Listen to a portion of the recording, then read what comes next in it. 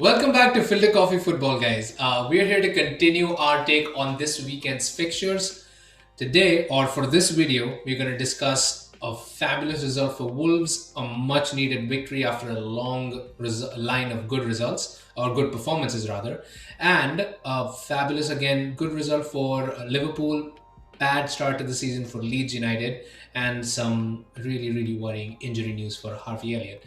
But yeah, before we get started, please again like, share, subscribe, help us grow. Oops, sorry about that. Help us grow.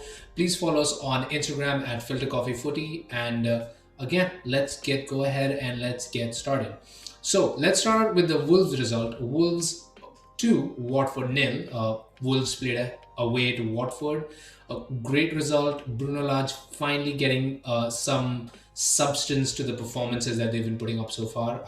Both me and Karthik have been saying from the start of the season that they've had some really good showings on the pitch. They just haven't translated into great results.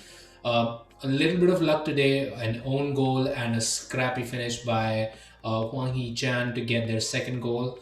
But again, much needed 3 points for Wolves. Karthik, what's your take on this? Great result after having a couple of good performances but not having the results to show for it for Wolves. They got both goals late in the second half, which might have been a little worrying because a 0-0 wouldn't really have done justice to what they've been performing. I know they would have taken it because they've suffered a loss even after better performances earlier. So might as well take a draw instead of losing out again. So I think that was a nice thing for them to happen. The own goal probably helped them calm their nerves a bit, and then they got their finish as well. So that's okay, they did score a goal for their win. And I think finally Wolves are starting to show some promise. Adama Traore looks to be much better this season than he was last season. I think now this could be a trial by fire for him. And if he can turn it up and actually deliver numbers this season, maybe he's going to go for a big club. A big club will definitely go in for him now. Interesting take there. I personally don't rate Adama Traore highly at all. I think he needs a lot of work outside of his pace and dribbling. He still needs to add a lot to his game. Maybe somebody can make that happen. Spurs are clearly interested in the player, so who knows? Maybe that's written in the stars because he's clearly refusing to renew his contract with Wolves. So they may have to either part for low fees with him or just let him go on a free next season because Nuno clearly loves Adama Traore. I'm more interested in their other signings this season. I mean, Trincao looks fabulous on the ball again. Ruben Neves seems to be finding some of his form again, which is very important for Wolves. Raul Jimenez still, I mean, a head injury is a big thing to come back from. Still doesn't seem to be quite at the races right now. But great move for Hwang Hee-chan getting his first goal of the season, which is really nice. And not to mention Marçal was involved in the goal as well, which is, again, new signings playing up a role in the win. Always good. Nelson Semedo also seems to be doing much better this season than he did last season, trying to bed in. So all in all, like we've been saying, Bruno Lage has shown to be a really good manager. It's just time to see now whether they can actually get the results on top of those performances.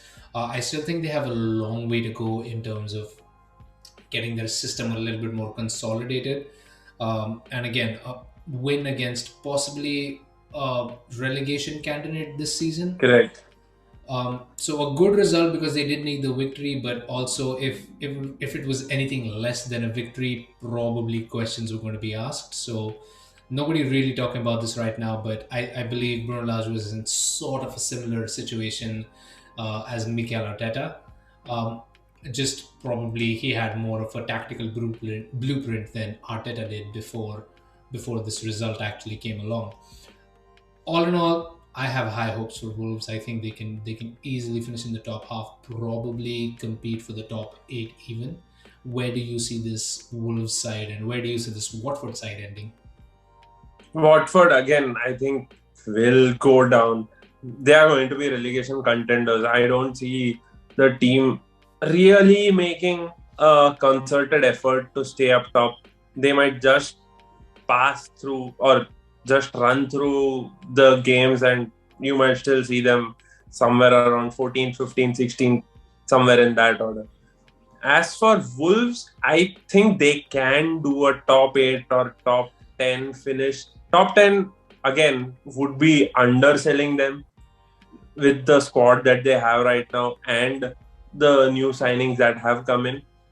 I think a good shout would be 7th, 8th, even 6th. God knows if they start converting or if those results start going their way.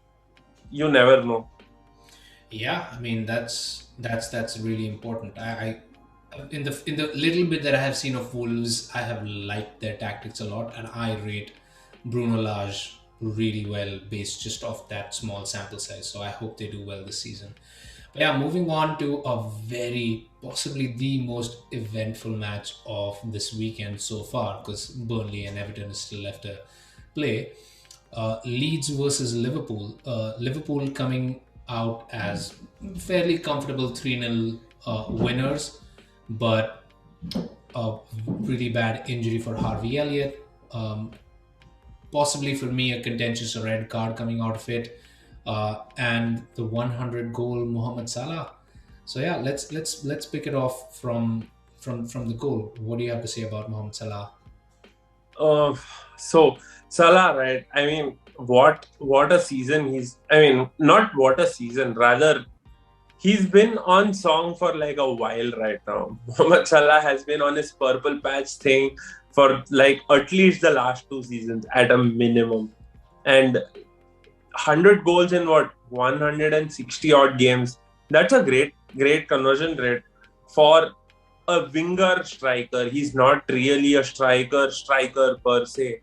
He spoke about it himself in his post-match interview that it's great to like get 100 goals overall. I think he's got 98 for Liverpool and 2 for Chelsea, so that's the equation. Yeah. But yeah, kudos to him. Great job Liverpool in having that confidence in Salah, and he's obviously repaid it with the Premier League title, with the Champions League, and keeping them up at the races. About Harvey Elliott, I think it was an unfortunate tackle and it's ended up in the wrong way for him. We wish for a very speedy recovery. The red card, I'm not really sure about, but nowadays challenges like these do need to be punished. That's what I feel. I do feel that you have to have more regulations on how things go on. That might seem to say that, oh, you're trying to make the game look a lot more boring than it actually is. But again, would you want to risk an injury to a player or not have it? That's the point, right? That's where I come from personally, from looking at the injuries that have affected Premier League players over the last few seasons. And so my take. So with the red card, the situation was that apparently the decision was an on-field decision. So Correct. VAR did not involve themselves in determining the card. So clearly, when the referee first saw the tackle, and again, Harvey Elliott, all our prayers go to you. We hope you come out of this really well. I hope he's been fabulous for the 3.5 matches that he's been. Like even in this match, he was all over the pitch. He was making things happen, and he has a bright career ahead. And I pray and hope the best for him. But going back to the tackle, clearly the referee, when he saw this tackle at first, did not see much wrong with it and let the play go on. It's only after Mohamed Salah insisted that the play be stopped because there was a big injury over there that the play stopped and everything happened. And then the referee took a second look, see what the injury was, and then decided to brandish a red card. For me, I think that is a wrong decision on the pitch. As a referee, if you initially thought that that was an innocuous tackle, that is what you should be sticking with. If VAR intervenes and tells you that no, the tackle actually made bad contact and there is something a lot more malicious in the tackle, and you change your decision, that's a different issue. In this situation, The referee decided that, oh, this has resulted in a bad injury, ergo, I have to change my initial decision. Not to say that the tackle probably wasn't bad. I mean, they did not show us replay, so we don't know exactly what happened. We'll probably see images later on to actually show us what went on the pitch when the tackle actually happened. But clearly, the referee is now double thinking his decision on what constitutes a red card based off of the consequence of the tackle as opposed to what the tackle actually meant. Because it's highly possible that it was a very innocent tackle, it was a very genuine challenge for the ball, and it was just bad contact. In which case, do you really blame the player with a straight red card when it clearly did not seem like it was a bad tackle on the first look? So that is where I stand with the red card. If it was a VAR decision, I probably would have been more on board with it. But the fact that it's the decision that has changed because of, oh, it happened to be a really bad injury, I'm not on board with that. In either case, Liverpool were dominant throughout the whole match. So the red card, even though I feel it was probably not, um, it was not worth a red card, Liverpool would have still gone on to win that game. It may have been only a 1-0 or a 2-0 result, but Liverpool was clearly the better team. Leeds United struggling a lot at this point. They just can't seem to get the goals on the other end, and they're leaking goals at the back like they always have, which is just the Marcelo Bielsa model. But they have, again, they've also had to face tough opposition. They've played United, they've played Liverpool in their first 4 matches. So they've also played Everton, who are clearly doing a lot better than anyone would have possibly anticipated initially, although Rafa Benitez, I still have faith. But yeah, any final thoughts on that match? So, I mean, refereeing in the Premier League and my opinions on the PGMOL, the governing body of referees in the Premier League, it's like a very hot topic, and I have some strong opinions there, which I don't want to put it out right now. I think we'll have a video that covers that later. But the standards of refereeing have fallen, have taken a deep dive, and I'll leave it at that. I'll just say that the standards have taken a deep dive. I don't want to go more into it because it's just going to trigger me into giving out a lot more about what I feel is wrong. Might as well have it separately, wherein it becomes another opinion post rather than just an off the bat discussion here. Yeah, I also felt that Sadio Mane could have passed the ball a little lot more than what he did. I think he was very selfish in trying to take shots all the while, whereas there were at least a couple of incidences where he could have just squared the ball and it was a certain goal. I mean, with big teams, you really know that you always square the ball, you convert, you increase your numbers. You never want to like get that perfect goal or maybe that own goal to like solo goal to add to your records. You just have to score, you have to get your boat ticking. But maybe Mane had a different thought process wherein he was like, oh, I am better placed to take that shot and I'll take that shot. It felt frustrating. I mean, I know it must have been frustrating for a Liverpool fan to see all of his shots being blocked, his effort being stopped right at the end. But he got his goal at the end. Maybe that satisfies his pursuit for that first goal. And yeah, I think that was just a sticky thumb or a sore thumb for me from this game. Apart from that, Liverpool were just cruising. Yeah, I mean, my only issue with Mane this game was he should have passed to Mohamed Salah so he could score his second goal so I could get more points on FPL.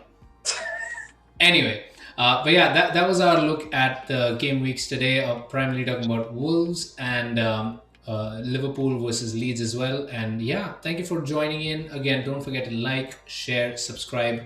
Please help us grow. Also follow us on Instagram at FilterCoffeeFooty.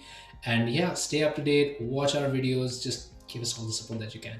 Take care, guys. Comment on our videos too, please. Let us know what you think.